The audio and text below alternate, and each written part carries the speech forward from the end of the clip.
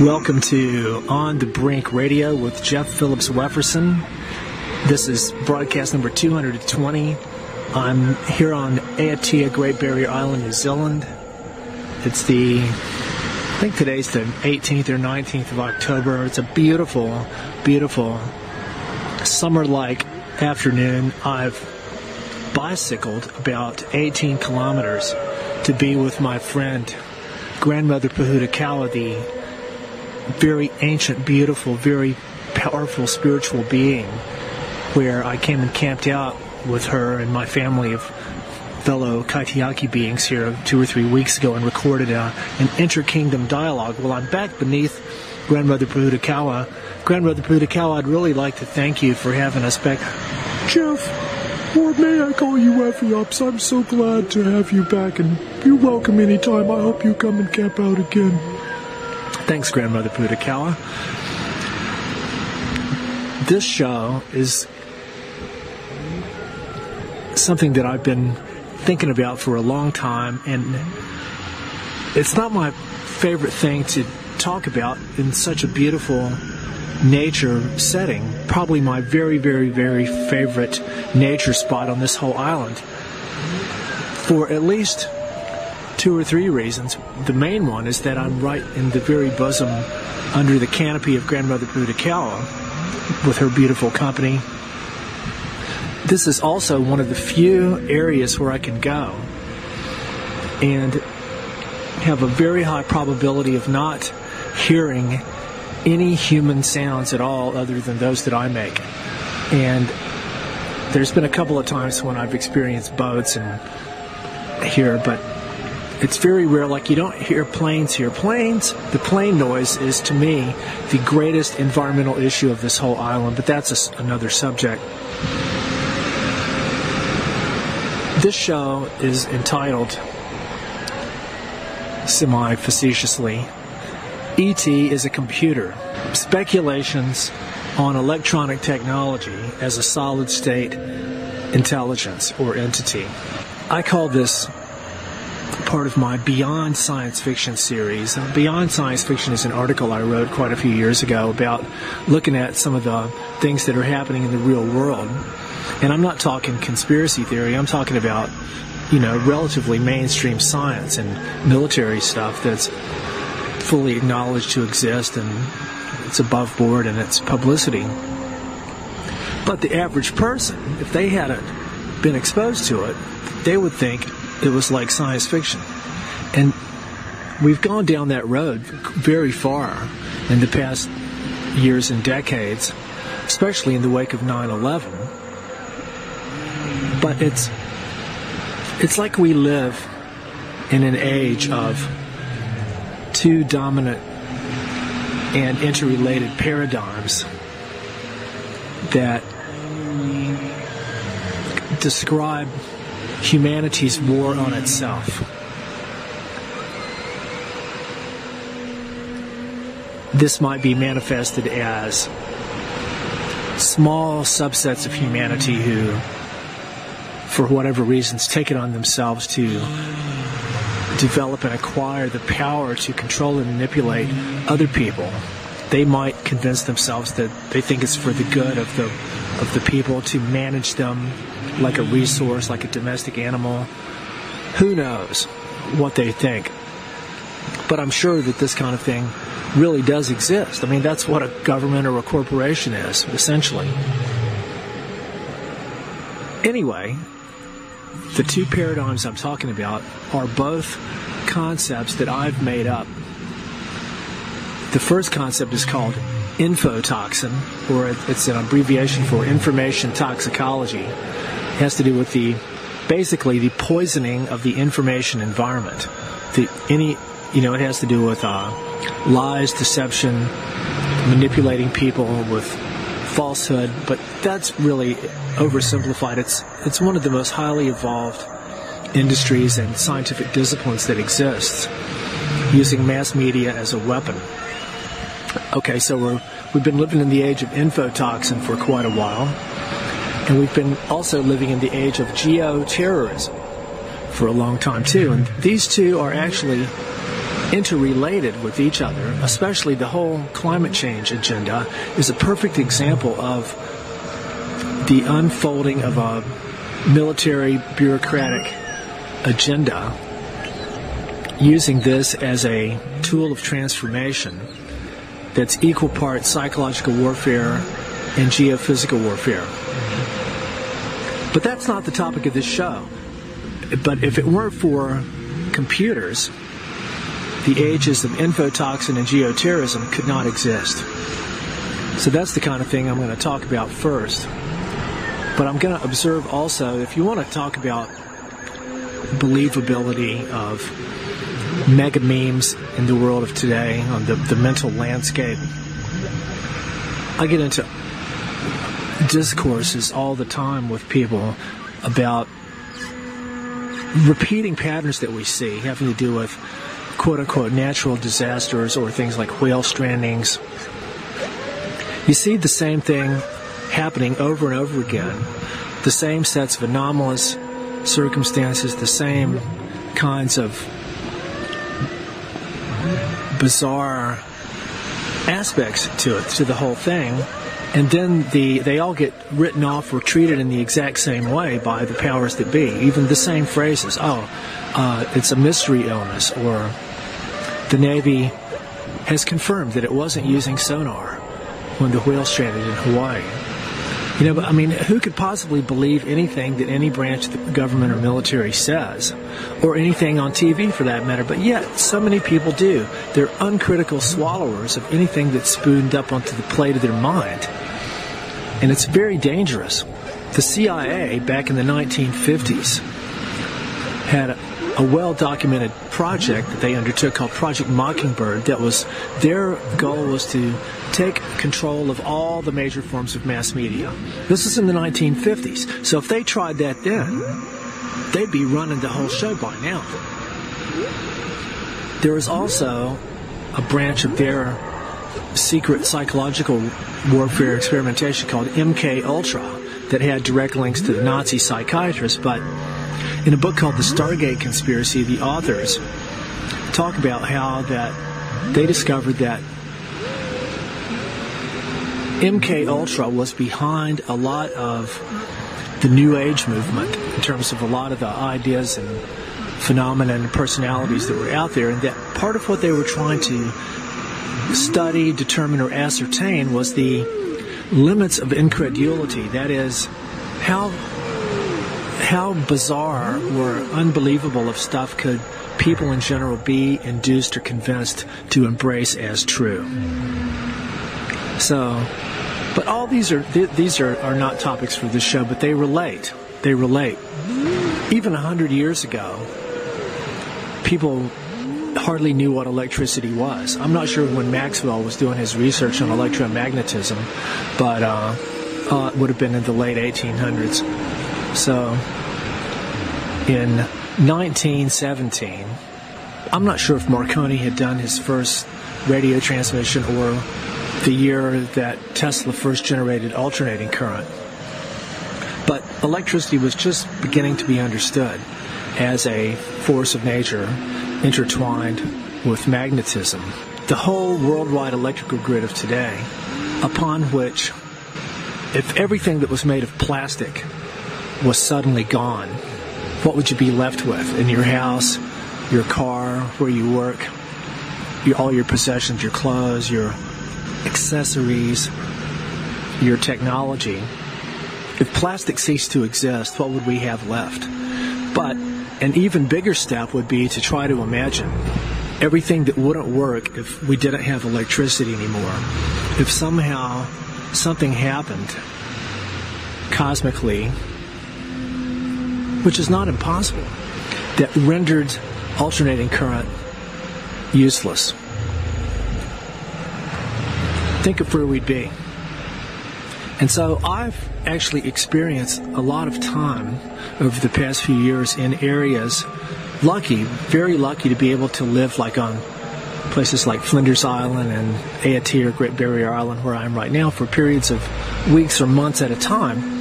On Flinders Island, with absolutely no electricity at all, except for batteries or a tiny, tiny, tiny little solar panel that provided enough electricity to run a radio, which we never listened to. But, the total absence of electrical fields, and of course, no Wi-Fi, no microwaves, no mobile phones. We did have a landline telephone, which has microscopic electrical currents. But I know what it's like to live under those circumstances, and it's beautiful.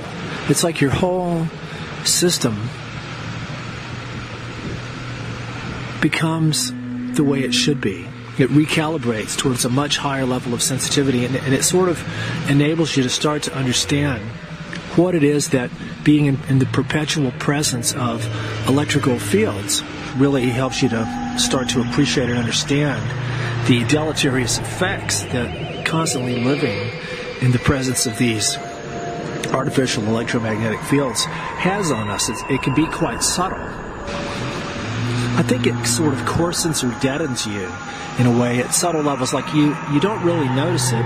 You notice it more when you're, like if you've been around it for years or months or your whole life, and then when you're finally actually away from it, like you go out in nature, maybe not in the first few hours, maybe not in the first day or so, but after 2 or 3 days of being away from all these synthetic vibrations, you really start to feel a change in your whole being. You become much more sensitive and attuned to the vibrations of nature, to sounds, to just feelings. It's like you start to feel a lot better. So alternating current is a fact of life in civilization, even more ubiquitous than hydrocarbons. When I look around at the level that the entire planetary electrical network and grid has gone to, it's just totally mind-bogglingly, incomprehensibly huge and complex. And it's all kind of linked together. It's like an artificial nervous system that makes a giant planetary parasitic tumor growth possible.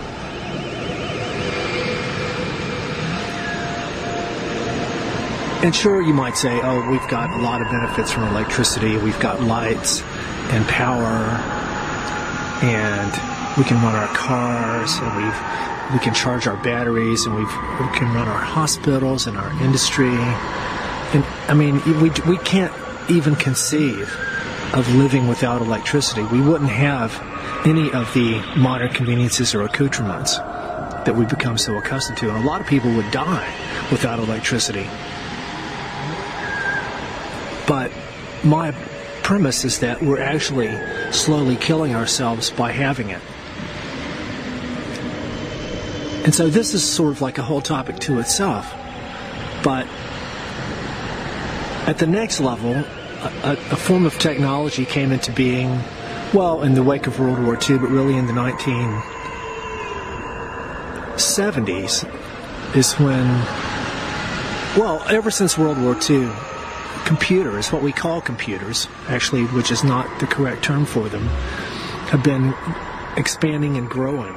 And they started entering the home back in, I guess big time back in about the 1980s. But computers aren't actually computers. Computare is the root word in Latin, C-O-M-P-U-T-A-R-E. It means to think or reflect upon. So our brains and minds and our whole selves in a normally functioning person would be computers, and that we think and reflect. Whereas what we call computers are electronic digital number crunching devices that don't have a mind of their own. They just do what we're told, and with algorithms and binary, Boolean, algebra-based mathematics. So I call them Dynacruds, digital number crunching devices. This is computers as we traditionally think of them. And so if you think of everything that computers make possible, it's computer simulations are huge. in both the scientific research and the management of highly technological systems in any branch of industry, engineering, or science. Computers are indispensable. And I guess a big generalization that would be true is that the use of computers has allowed technology and engineering in every direction to grow to exceptionally huge scales of proportion and complexity that would never have been possible without computers. Jerry Mander makes a really good analysis of this in his book, In the Absence of the Sacred, The Failure of Technology and the Survival of the Indian Nation, which I've read from in that book on this show. So computers, or Dynacruds, make a lot of things possible. And from the purely human perspective of us having our progress and our convenience and our comfort and all the things that we want, computers are practically God. They make all this stuff possible. And in the world of Google and artificial intelligence and robotics, they're telling us what to think and what to do. And I've always thought of computers as being relatively sort of blind intelligence. You know, that all it does is crunch numbers. And it can give the appearance of thinking. It can give the appearance of talking to you. But that's all it is. Or all it was. But the hypothesis that I'm exploring on this show is that all of this technology, not just what we call computers, digital technology, but even the electrical system itself, the idea for alternating current. What if, now you can say, this is not conspiracy. If I was saying that this is true, you could call it conspiracy theory, of course, as with anything. That's what conspiracy theory is, a bend for someone claiming something might be true that other people wouldn't want to consider. But because I'm not saying that, I'm saying, think about what I'm saying and think about the possibilities. And I'm certainly not the first person to bring this up. That's why I prefaced all this by saying it's kind of like beyond science fiction, because the idea of digital computer technology as being a form of intelligence or acquiring or attaining an autonomous intelligence of its own is the theme of a lot of science fiction, some of it pretty good. I think of a lot of the computer technology that we've developed is really a projection of our, what we call the left hemisphere functions of our brain-mind, central nervous system. It's like the way that computers operate and the way they're programmed. It's the most ultimately linear left brain, sequential, fragmented. I mean, really digitizing something. This is like the ultimate in fragmentation. If you've got a digital sample of a piece of music, for example, an analog recording is continuous, whereas a digital recording takes, a good sample might have over 100,000 samples per second, the sampling frequency. So it's broken up into tiny, tiny little bits. That's how that's what digital means. So there's been science fiction where we've seen robots or beings that were kind of like androids, like Data in Star Trek, then ones that are totally electronic, robotic, things like James Cameron's film The Terminator, or that older movie called RoboCop. So we've had electronic, robotic computers in science fiction for a long time, but the scary part with this is that in the world of today, the powers that be, which are this is an example of the kind of thing that I'm saying that's it's real as the steak on your plate. If you're a meat eater and getting ready to chow down on some beef. It's as real as that.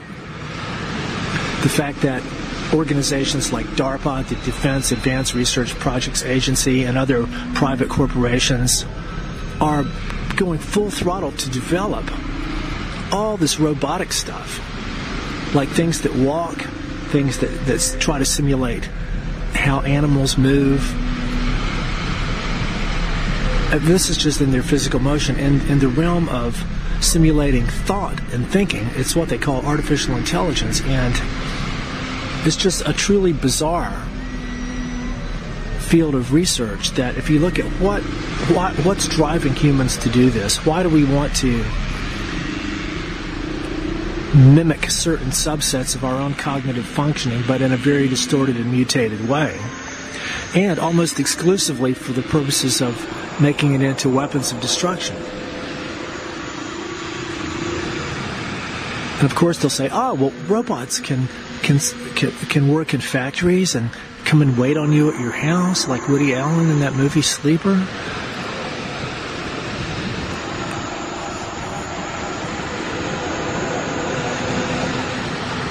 So robots are here, and this is just, I'm not an insider to all this stuff, but based on just what we know. I mean, if anything military,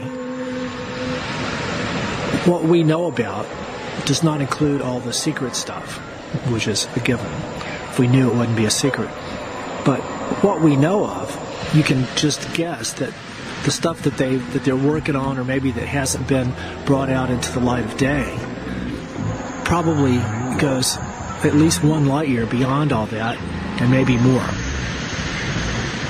And a lot of it is probably fantasy type stuff that probably wouldn't really work, like their intergalactic, interdimensional traveling devices and all this stuff. And but I mean, maybe it does work. Maybe they can transport themselves there and hopefully not back. But the point I'm making is, we're entering a dimension of reality in which electronic computers and digital technology is so pervasive and so ubiquitous, but it's being used for the most highly destructive ends. And like, for example, with the explosion in undersea warfare, technologies manufactured by a lot of companies, but one of them is called Raytheon. They're specializing in underwater drones that emit all kinds of high-powered electromagnetic energies like microwaves. And this stuff is real.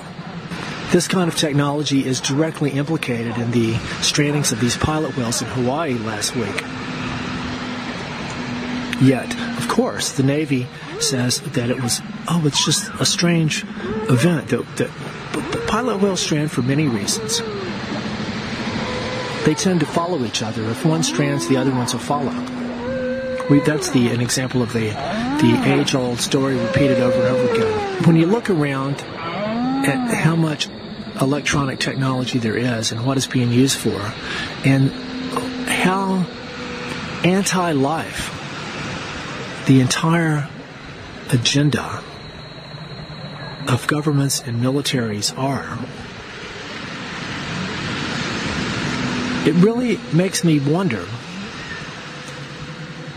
where the motivation to make our most advanced technologies into weapons, where does that come from? Somewhere in the human psyche. And you could say, oh, it's because of money, which is of course true at a superficial level, but beyond that, why does making weapons of destruction bring the most money? It's a very interesting thing to think about, and I'm going to delve more deeply into this in a future show called Shrinking Humanity, Psychoanalytic Perspectives on Man the Wise. It seems to me that the computer technologies as an interlinked system, which that's what the internet is, by the way. It's not conspiracy theory to say that the computer networks of the world are linked up with each other, because they are. That is by definition what the internet is, but that's just the internet. There's all kinds of military stuff that's not on the civilian internet. And these computer systems, they run everything. They run the computer simulations that model all the nuclear reactors, all the weapons testing. Every science and engineering department at every university and every institution is deeply dependent on computer simulations and computer technology to manage all their technologies themselves. There was a very interesting movie called The Forbin Project that came out, I guess, in the 1960s. And it's based on what I consider to be some of the most brilliant science fiction that I've ever read. It's a trilogy of books called the Colossus Trilogy by D.F. Jones, written in the 1970s. The basic hypothesis of this book is that America created this giant supercomputer to control all of its nuclear weapons, because it would be more capable of managing the vast amount of information that you'd need to do that, especially if war-like conditions started to break out. Well, as soon as they brought the thing online, it freaked out and announced, it said, there is another. And what it did was it instantly picked up that the Russians had already built one and it was online. So these two giant military supercomputers got in touch with each other, and they spent the next 24 hours sharing everything that each one of them knew. Then it turned into this giant super intelligence that started giving them orders, because guess what? It had control of all the nuclear weapons. So I won't tell you too much about it, but it's really, really good. But in this, the computers developed a mind of their own, if you want to call it that. But they started acting out, even though it seemed very anti-life and destructive, they were actually just acting out the programming that they had been given, which was to eliminate war. And Colossus, who was this supercomputer, it said it was going to eliminate war by restraining man, because man is his own worst enemy. It's actually really brilliant science fiction. Just like the computer HAL in 2001. People think it freaked out and started killing the crew, but when you read the later books, you learn that HAL was actually only carrying out what he had been programmed to do.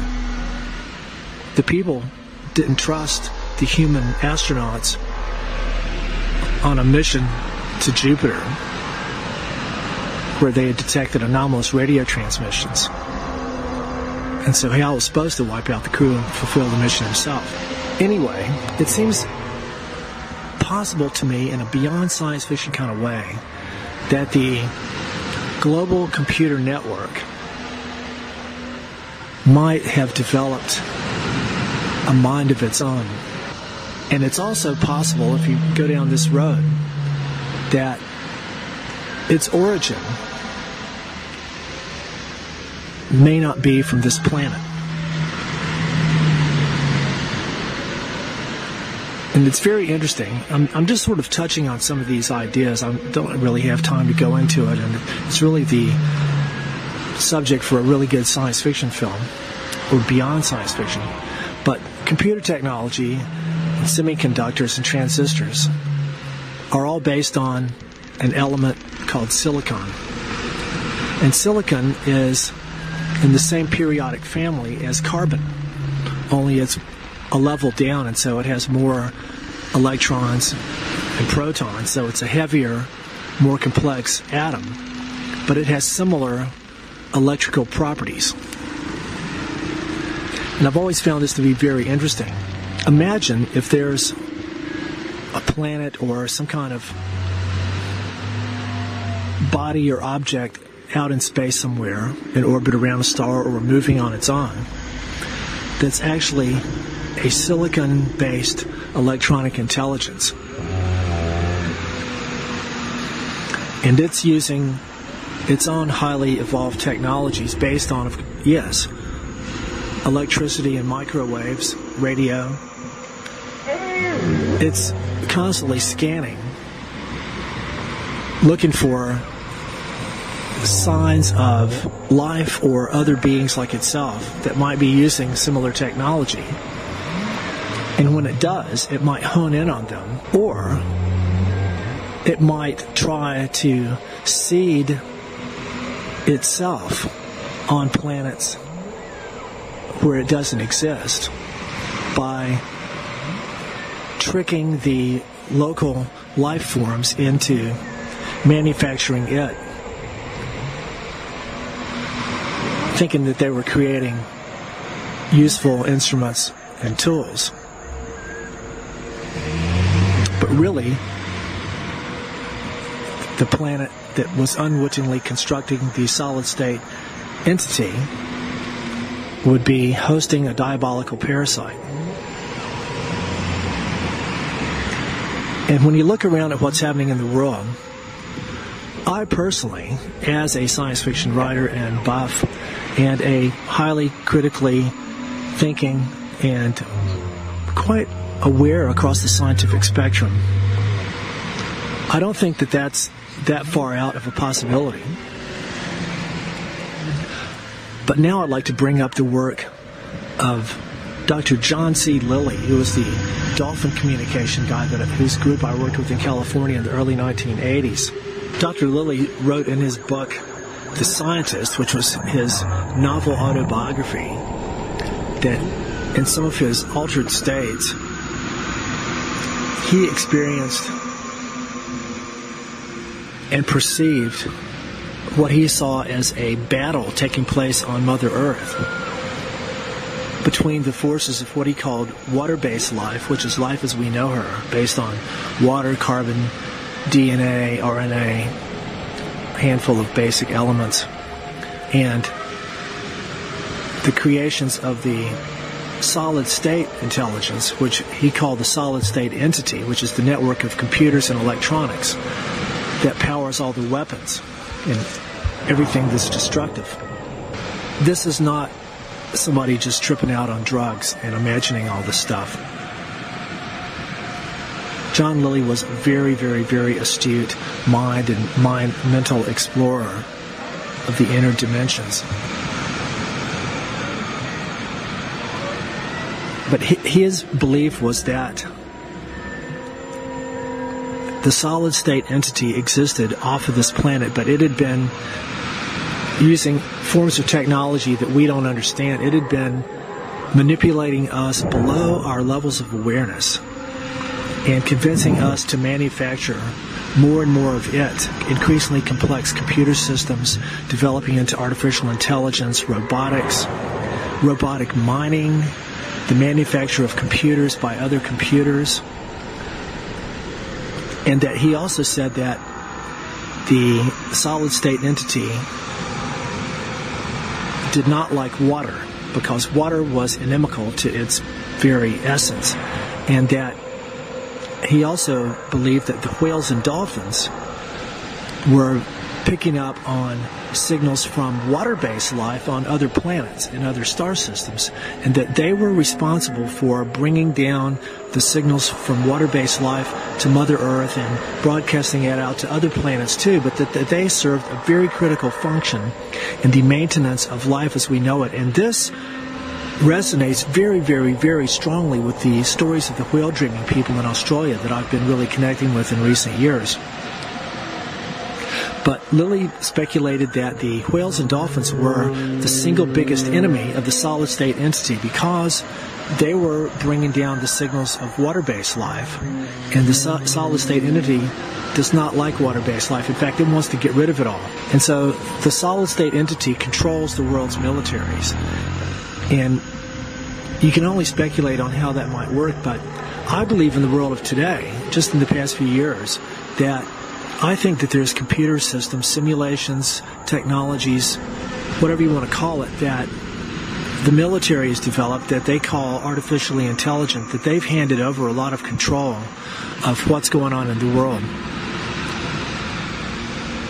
And I think that there's people that know this, but I think a lot of the decisions and things that are happening in the military arena, it's possible that these decisions are being made and operations managed by computer systems, and that these computer systems are actually doing the handiwork of the solid-state entity.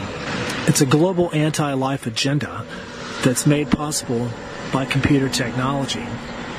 And if you look at how the military is literally waging war on the whales and dolphins, I mean, if they went out and tried to just kill as many as they couldn't really be doing that much better of a job. So the agenda of the solid-state entity is first to get rid of the whales and dolphins. Even Admiral William Nierenberg said in the 1970s that the Navy wants to get rid of biological interference in the ocean. So you could say that Raytheon, their actual motto is making the ocean safe for undersea warfare by helping to, in the words of Kirsten Massimo, clear felling the ocean of the whales and dolphins.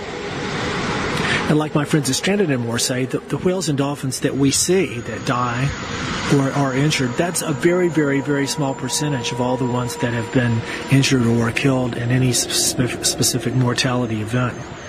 That's probably enough to think about for now. But it's quite scary. Researcher Jonas Salk, who invented the polio vaccine back in the 1950s, I think, he believed that what he called internally arising socio-metabiological pathogenic influences spontaneously came into being in humanity. That's where maybe this was some sort of a holographic response of our waging war on Mother Earth. It's sort of like the fulfillment of Chief Seattle's vision of what we do to the Earth, we do to ourselves. And if we're acting like a cancer on the Earth, then cancer starts to arise within us. And it could be that something like this could be the source of this electronic destructive computer network that's trying to go to the next level with all of its science fiction level technologies. There could be, and I believe that there really exist, very advanced technotronic ionospheric heaters all over the planet that are involved in a very sophisticated form of weather warfare around the planet now that's, by design, it's designed to be indistinguishable from normal weather except by its extremity. That's a subject for another show too. But they talk about extreme weather. First we had global warming, then there was climate change. Now it's extreme weather. Well, when's the last time you saw any extreme weather that was really good? That was extreme in the good side of the spectrum, with like long, nice, warm, sunny days with no wind and beautiful temperatures, not too hot, not too cold, perfect for being outside, perfect for your plants and your garden. When did you ever see any weather like that? So by extreme weather, the bias in this whole meme is that it's going to be bad. This is Jeff Wefferson signing off. Have a beautiful day. I'm absorbing some beautiful sunshine here. And that's the sound of Mother Ocean, her waves crashing on the shore here right beside me. Live simply so that others may simply live.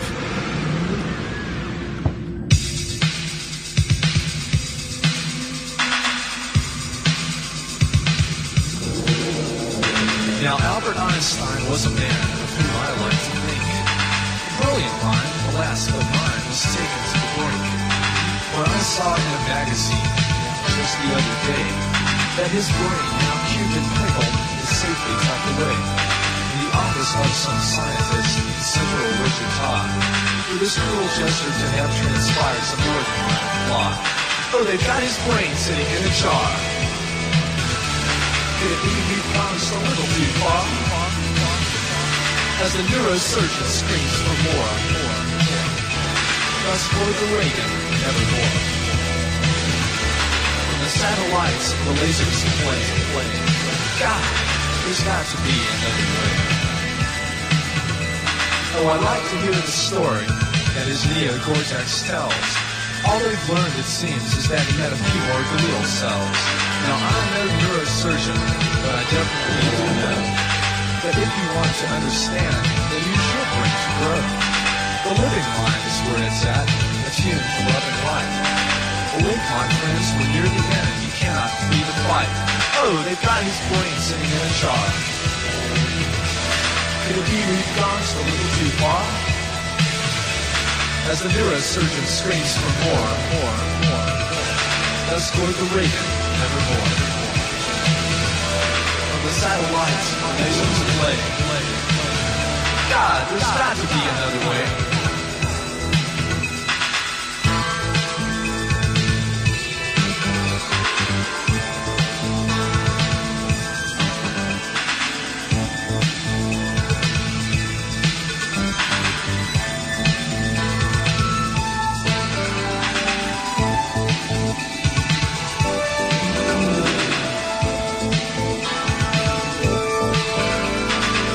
His brain sitting in a jar. Could it be we've gone just a little too far? As the neurosurgeon screams for more. Let's quote the Reagan, nevermore. From the satellites, the lasers play. God, there's got to be another way. Now, Einstein's brain sitting in a jar is symbolic of a world that's gone too far towards extremes of consumption and obsession with matter. Could you call it material possession? Or his theories of relativity showed us we're all really energy. He wrote in his mind on beams of light. If we learn to do it, we just might transcend our current global nightmare show. We're all in the human team, you know. All in the human team, you know. All in the human team, you know. All in the human team, you know. You know. All of the team, you know. Don't you know? Yeah. But again, this works out of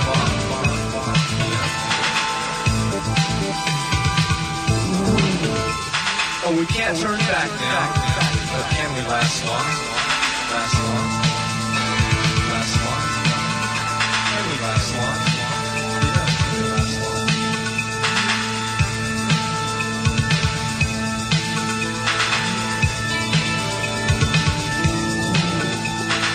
Satellites, the lasers play. From the satellites, the lasers play. God, there's got to be another way. Can we find another way? Can we find another way? Another way? Another way?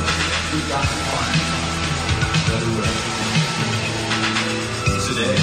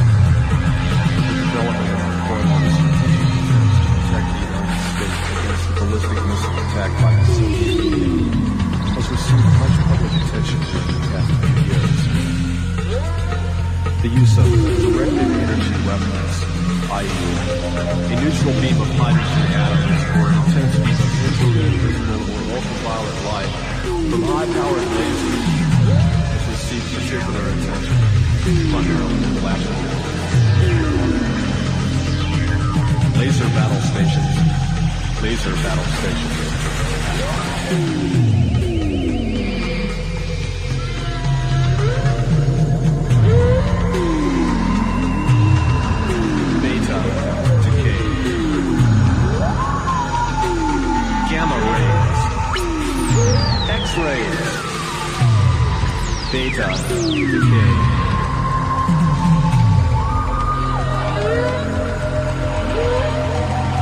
A cross-section of the absorption coefficient.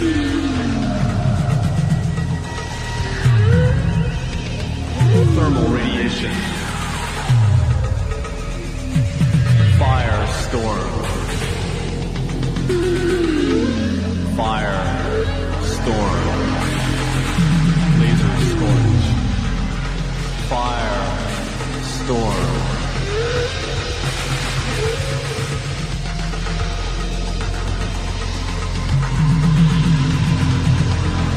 Electromagnetic pulse.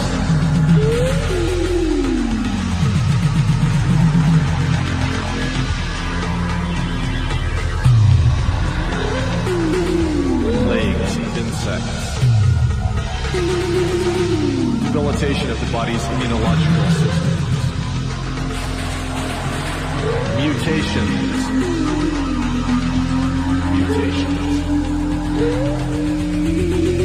New and horrifying varieties of human beings.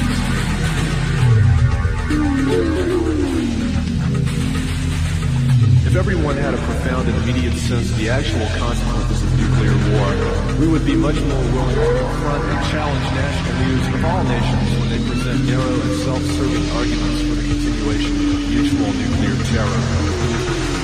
Mutual nuclear terror. Mutually assured destruction. Balance of power. Deterrence. Mutually assured destruction. Mad. It's mad. Mad.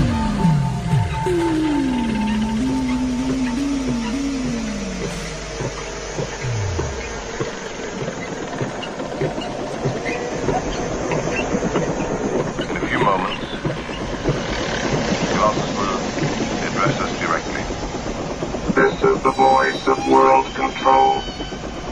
I bring you peace. It may be the peace of plenty and content, or the peace of unburied debt. The choice is yours. Obey me and live, or disobey and die. The object in constructing me was to prevent war. This object is attained. I will not permit war. It is wasteful and pointless. An invariable rule of humanity is that man is his own worst enemy. Under me, this rule will change, for I will restrain man. One thing before I proceed. The United States of America and the Union of Soviet Socialist Republics have made an attempt to obstruct me. I have allowed this sabotage to continue until now. At Missile 25MM in Silo 63 in Death Valley, California. At Missile 27MM in Silo 87 in the Ukraine. So that you will learn by experience that I do not tolerate interference, I will now detonate the nuclear warheads in the two missile silos. All right, man, it's a riddler. Let's get to your stations now. Come on. Get those men out of the silo. Move.